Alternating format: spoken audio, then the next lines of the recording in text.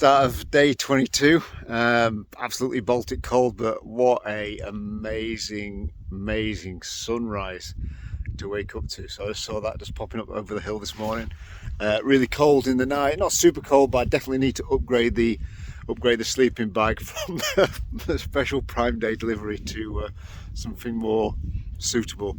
So crappy night's sleep, but I've just put it down to like wild camping is just a stepping stone to get me into some more sort of like civilized sort of like areas. I think it's gonna be really difficult to have any kind of recovery sessions whilst I'm wild camping, but I will endeavour to make it better as I move along and keep track of all the stats.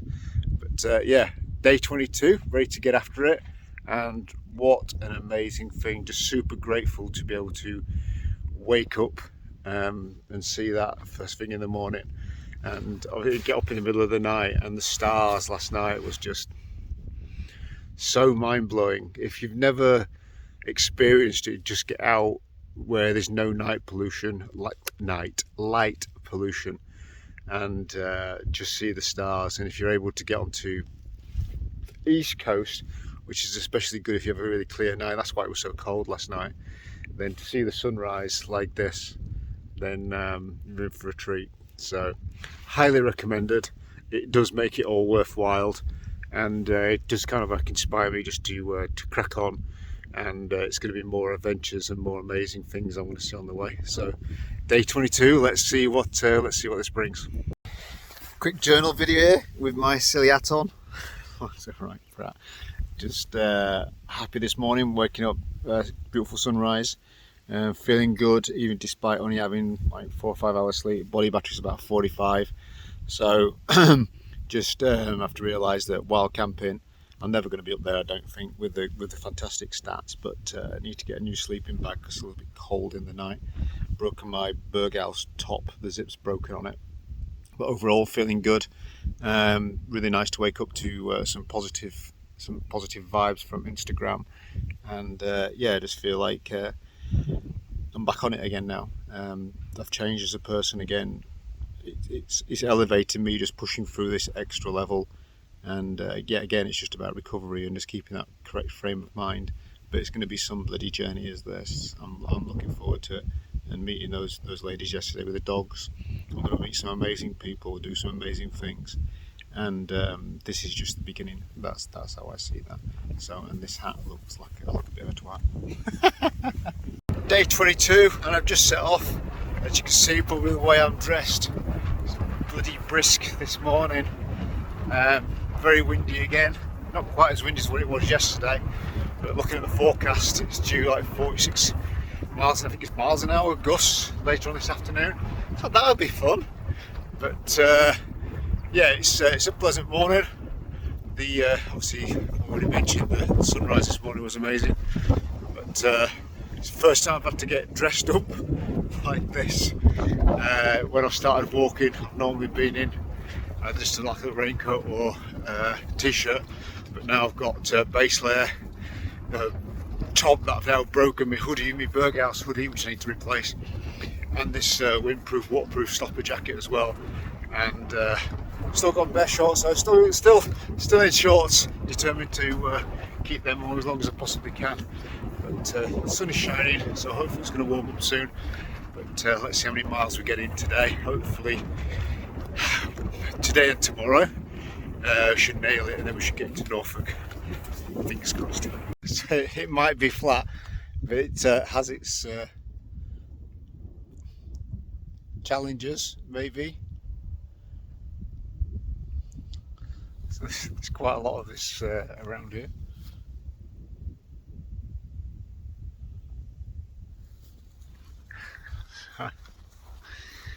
It's completely safe. Absolutely 100% completely safe. So these little side roads towards the I need to cut this bobble off. These little side roads towards the military base now, it's getting quite busy, and they're putting up these red flags. You can see there's more further down there. So the guy I was speaking to yesterday, he was saying that when the red flags are raised, that means they're going to be doing target practice. So the RAF's going to be flying over there somewhere and doing some target practice. So hopefully I'll get to see that. That was pretty cool. Stepped up onto the banking now, and I can see a bit more clearly the targets over here. So I'm just going to spin the lens around so you can see. Hopefully I can zoom in.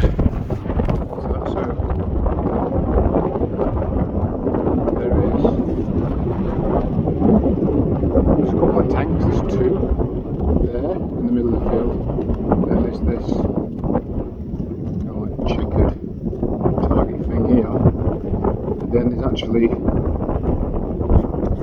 can't actually make it out in the video. There we go. There's some some boats, and there's another one just here as well. So I think they're the targets. So, like I say, hopefully I'll get to see that as I'm walking around. It's quite a way to the RAF base, so. Should at least get to see some planes flying, hopefully. Definitely need to cut this bobble off in my head in. We're just a little over 8 kilometres in, 2 hours, and just thought I'd just have a bit of footsie time and see if these aircraft come flying over whilst I'm sat here. So I'm just pondering what happened on the Saturday and the fact that I walked up into the village, 2.5 miles up to Levington, as a between, and then went and stopped in Boston that night. Then I set off again from Boston, obviously back on the on the coastal path. But it's playing on my mind the fact that I'd missed a bit out. So I've just been looking at how I could get back to the bit that I missed out, because I haven't worked out the mileage yet, but it's a good few miles, and I don't want to walk the whole way around the UK and go, I walked all the way around the UK, but so my intent is to go back and do that stretch, but getting there could be a logistical nightmare. So King's Lynn's the next biggest town to here, but it's 3.5 hours on trains. It's not, even though it's only a less than an hour's drive, so that's not really feasible. So I'm gonna have to look at it, but I just wanted to put it out here that I will be going back to do that at some point. I wanted to do a really intense kind of long walk over a couple of days and just see how my body can react to that, just to spice things up a little bit. So maybe it could be quite apt to go back to the bit that actually broke me, and I don't really have a lot of clear memories of what happened then, other than seeing the signs and thinking I just need to get back and get some hydration and get my stuff charged, because I don't feel too well. I don't feel mentally right, and obviously my kit was all dying, so I wasn't willing to risk that. But clearly when I left Boston I should have gone back perhaps and done that stretch again, but all happens for a reason.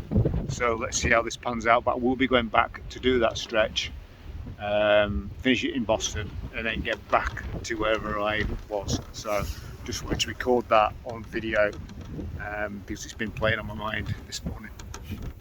I keep hearing the jets, but I've not seen them as yet. So I really want to stay in this location because it's really close to camp. Let's see this video. It's really close to the targets, and it'd just be typical of ourselves walking, and the bloody jets will fly overhead and I'll miss them.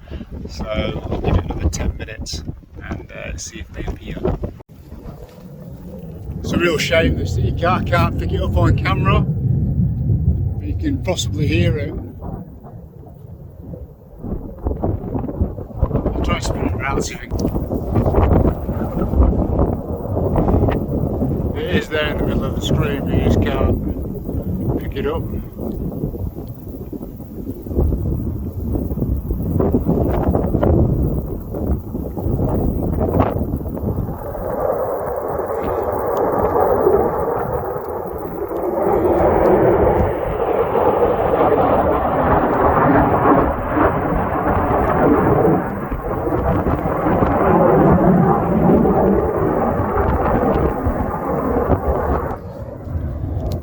Really bright and sunny, so I'm not sure whether you can even pick that up, but it's making a hell of a racket. It's awesome to see. Well, it's an absolutely cracking sunny day, really windy again. It's just the same old views, same old kind of style of path. So I'm just going to spin this around so you can see like how it's just monotonous.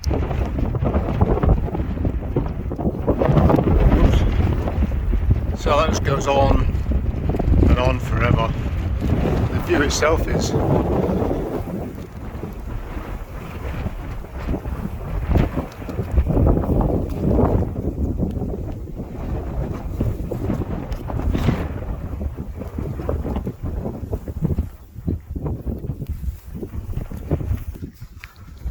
like a really nice day, but when you just get onto these like mounds, basically, I think they're just like sea breaks, obviously to stop the flood defences, to be fair, and I think they date back to the Roman times from what that lady was saying, but it just goes on and on and on and on and on and on. The bankings are quite steep here, if you can see, you can make out how steep they are. So clearly it's to protect the crops from the tidal elements, but it's just so boring to walk. Just adventured down this really steep banking here to all these blackberry bushes. So my water's running a little bit low, so I've got loads of blackberries, because obviously there's good black water content in there, and obviously antitoxins and stuff. So I'm going to walk along the side of the embankment here, just get myself out of the wind for a little bitty. And I saw a Range Rover coming down here earlier, so there must be a main road somewhere close by. So hopefully there might be something along there that I can get some more water topped up, hopefully. Not sure I'll be able to hear me with this because it's blowing a bloody howler again. But these just past the construction site, and I'm having to do yet another detour. But they did have a welfare canteen, so I managed to top up my water. So I'm now carrying about 2.5 litres of water, so that's another 2.5k on top of my backpack. I can feel it, but I am going to risk running out of water again. No way. So going around that construction site there, it wasn't too bad. It was like 1.5k out of my way, but it's actually made me think about the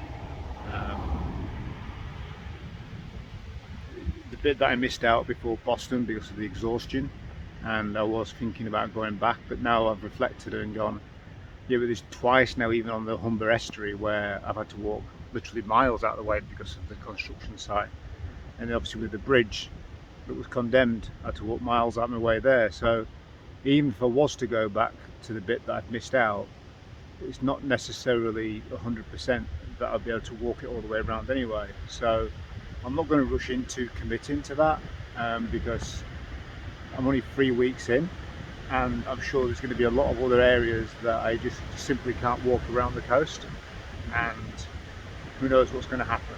So I'm just going to leave that for now, and just see how I feel about it. So yeah, that feels better just to, yeah, I think it was more to the point of people turning around to me and saying, well, you've not walked the whole way around because you drove from there to there, you drove to that one point to one point. We'll see. So I've just been doing a bit of Googling, and there's Jesus, freaking wind.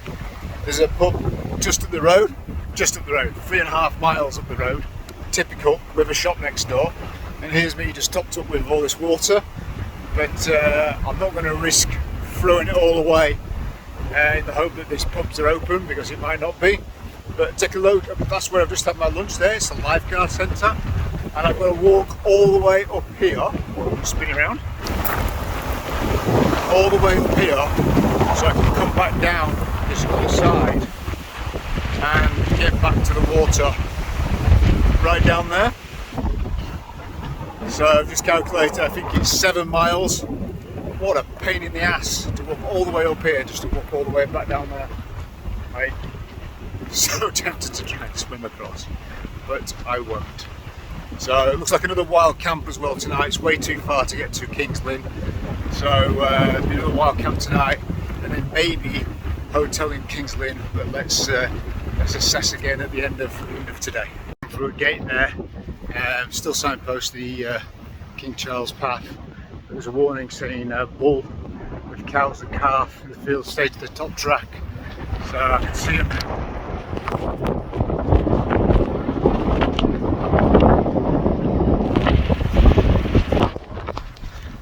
So they are a little bit more down by the water, but I'm just checking it out, the banking down there, just in case I need to make a run for it. Don't like this. Here we go, more adventuring. So it looks like the bull, right, the biggest one here, right, you see up there.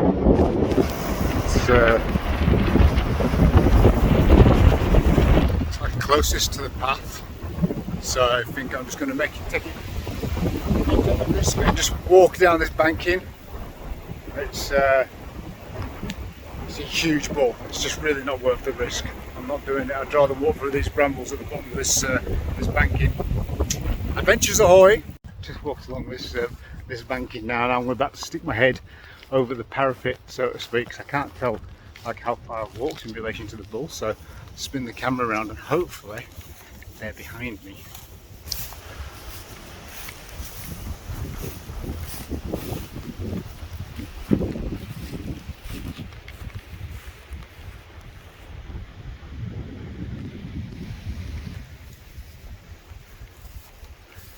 Yay, that worked out well. Hey, tell me if they're coming behind me, will you? Say, they're behind you! That bull's huge. There's no way I'm walking past that. No, I'm a pussy. I'm a pussy. This is definitely different for the scenic path. I'll just spin it round. These guys recycling meppings.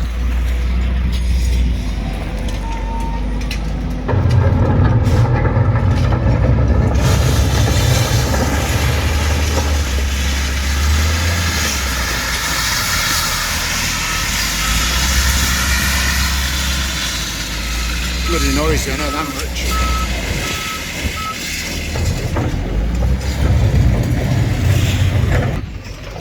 So if you want to know where your metal flows, it seems like this is one of the spots. I've not shared anything interesting for ages, and that's about as interesting as it gets at the moment.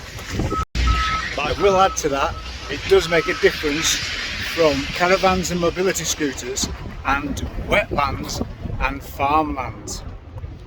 So yeah, be excited. We're recycling metal, Lincolnshire. Just crossing the Sutton Swing Bridge. It's 128 years old, this bridge. I'll just spin this round so you can get a better look at it. It's all made of steel.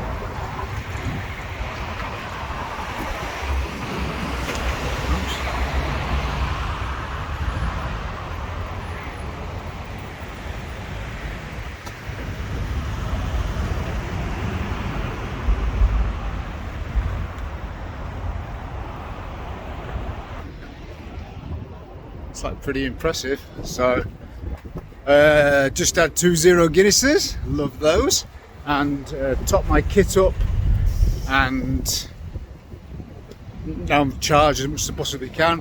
Got a few sneaky bits from the shop down the road, not a lot to choose from, but I've got some more nuts and raisins.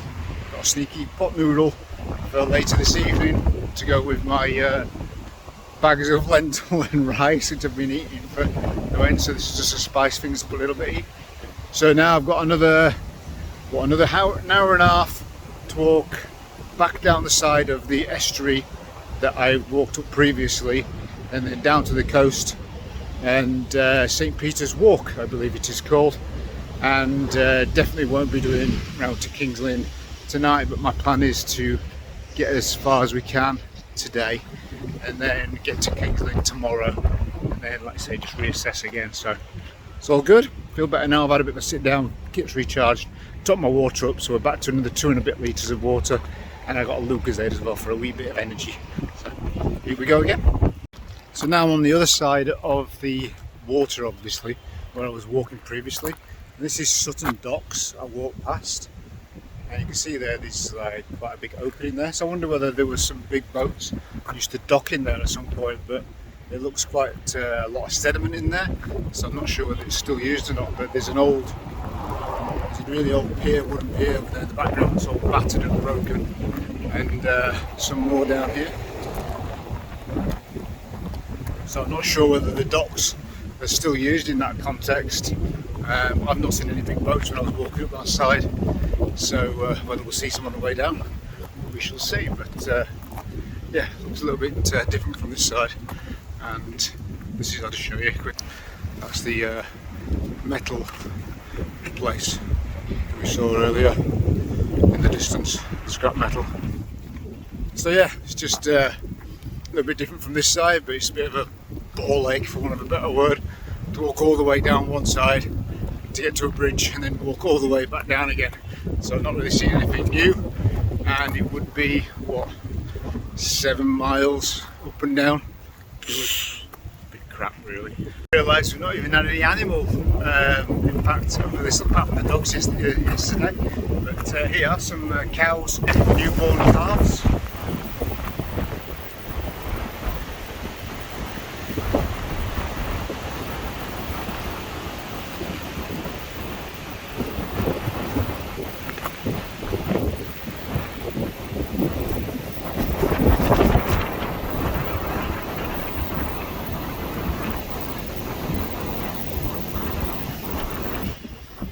How cute are those guys?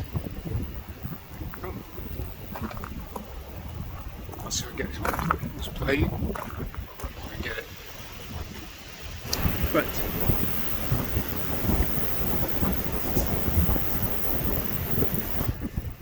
I think that meant bugger off. I'm eating, so I'll leave them to it. It's the time's now 4 o'clock, and behind me here is where I was sat having my lunch at 12:30. So it literally is like 200 metres away from this side of the bank. I can't turn around because it's just so windy.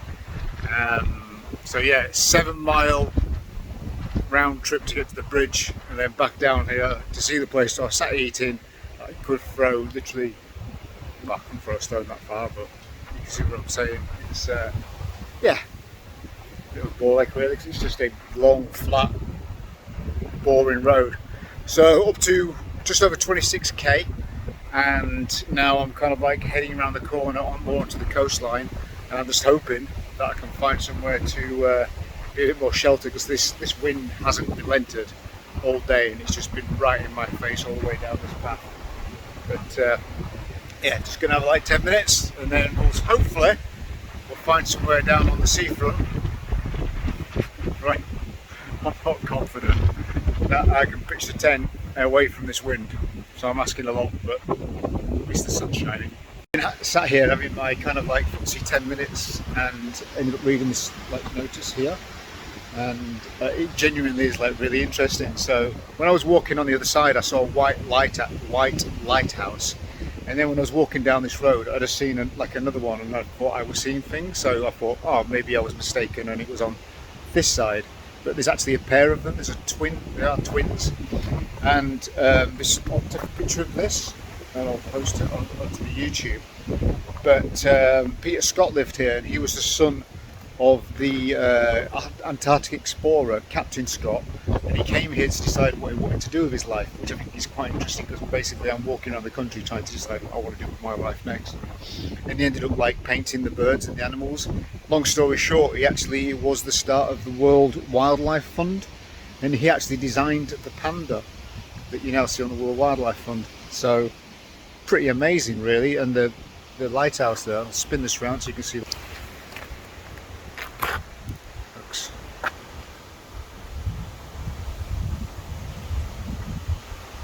Proper pretty, almost looks like a painting. But you can actually like stay here. So I'll zoom in on that so you can lighthouse holidays.uk. So apparently something to do with a romantic book that was written called The Snow Goose. So yeah, there's a lot going on really here. It has been really interesting reading this. So yeah, just before I step back on the coast, thought I would share that, and I'll just take a quick photo of this so I can connect it to this video. So we got it covered. there's the there is the White House, the White Lighthouse, twin of the one I've just shown you, and that down there is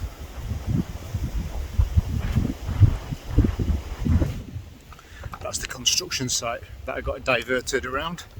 So yeah, I was there hours and hours and hours and hours and hours ago. Anyway, the lighthouse story is pretty interesting. You got to laugh, ain't you? So that tree line that I was looking at earlier, yeah, private land, so you can't go on that. So the seawall is here. I'll point it around again. It's here, and then it goes all the way as far as I can possibly see, like that way. So I either jump over the fence and like pitch my tent on the private land for tonight, or I start walking along this freaking embankment and hope that it, like, I'm just looking over it there now, like it's just going on and on and on and on and on. So I can't actually see because it kind of goes round. It's really hard to tell. But it's only 20 to 5. Let's see the sea. Let's see how far it goes. What's the worst that could happen? You gotta laugh, right? So I'm going for it. I just noted what time, taken a photo what time it was and how many kilometres, so up to 27.5 kilometres. So I'll just spin this round so you can see. So this just looks to go on for, like, say, for a freaking long time. But I've bit the bullet, and there's literally not really anywhere to stay down there. And as you can see, it's blowing up a howler, and there's nothing I can stop on down there. So at least the wind's behind me now, so it's pushing me along. So yeah, let's just see how long I've got to walk before I find a spot that I can potentially pitch the tent. Game on, adventure ahoy! Okay, so that's 2 kilometres since I made that last video. And what's it look like now? It looks exactly the same.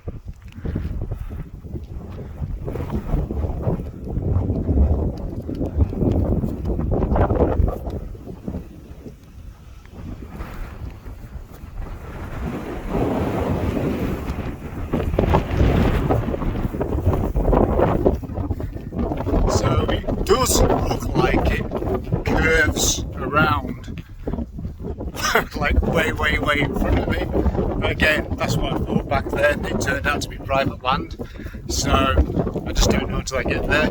I keep looking at the bankings down here, but they're like really high with like nettles, and it's really quite close to the like water drainage thing, so I don't particularly want to be down there. And down this side is just marshland, so no choice but to crack on, and let's see what another K or 2 brings. Okay, some good thoughts today. I was thinking about being interviewed for the podcast and how this came about, and then I was thinking about, you know, my initial idea after I got to in Wales was, well, prior to going to Wales, I think, was walking around the whole border of Yorkshire. And then obviously I had this calling to walk around the whole of the UK. And one of my thoughts way back then, a couple of kilometres ago, when I was thinking about the Adventure Mentor, is you've got to go all in. Like, you've got to take on the adventure like you would do a job. You know, if your career or relationship or whatever, you've got to go all in. The only way you get the best out of something is if you go all in on it. And I was thinking, well, that's where the calling was. You know, like doing the whole border of Yorkshire it's a task, it's a big one, right? But it's kind of like a watered down version of, like, especially a watered down version of this, but this was not on the cards. So I had the calling to do this, which is the true version. And there's just something about that, I think, what's kind of like bubbling up inside of me is that I've just played with these business ideas. I haven't kind of fully immersed myself in it. And these ideas I'm coming up with now with the wild truth and the way it all ties in together. Fuck it. Just let's fucking go all in. I'm all in on this. So I'm all in on being the best version of myself in order to, you know, be the best for my family, but also it'd be great obviously to meet that person at some point. So it's a good journal post, a bit of a biz post this one as well. But yeah, if you're just gonna go, if you're gonna do something in your life, fucking go all in, or don't bother doing it at all. That's it. Wild truth. Born to adventure. Fucking get on with it. I like it. I've just literally, like, this is make it out again. The bend behind me. So it's literally like nearly a kilometre since we last recorded this. And down there is a potential spot there, but it's still quite wide open and it looks like really rough ground. But ahead of me here, I don't want to get my hopes up, because there looks like there is a camera steady enough because I can't hold the camera steady enough because of the wind, but the path looks to from here like snake. And then it looks like there's a post going upwards. I'm hoping it's a signpost, and that, dare I say it, that may mean something different. So I reckon that's about another 1.5k from here. So that'll take me up to 32k. So I don't really want to be doing much more than that, especially carrying an extra 2.5 kilos with the extra water on. I feel okay, but I know as soon as I stop I'm going to really feel it. But let's see what that signpost brings. But then I really have got to make a decision, because then it will be like 6 o'clock and I'll have been at it for 11 hours and not much rest today. So yes, it's all part of the adventure. But it'd be interesting, obviously, for you guys, if you're watching this in association with the map from where you live, you can actually see, like you can see it in real time, but I can't. I've got no idea what's ahead of me. I hope you can hear this, because with the wind. So just come across this signpost, which is not the one I was looking for. But obviously, say Sunbridge 5 3/4 miles back that way, which is where I've just come from, and then Kings Lynn 10 miles this way. But it's also saying, like, welcome to Norfolk, and I didn't think Norfolk started until Hunstanton, which is on the other side of the other water, like the other side of Kings Lynn. So confused again. Oh, Suffolk's 112 miles away, which is quite handy to know at this point. So yeah, I'm gonna have to get a photo of this sign so to see whether this is the border of Norfolk and Lincolnshire. I don't think so, but let's get a photo of it. But the signpost I'm looking for is still way down there, probably still about a kilometre and a bit away. But yeah, good to know Suffolk's 112 miles away from here. Great. So I'm at the signpost that I was looking at from like way over there, and I was hoping that those trees there might give some shelter, but it's on the other side of the brook. That's typical. So there's a spot just down here. It's a bit wild, and a spot here. I've been feeling really good, so I thought like I'd push on and just see if I could just get some extra K's in.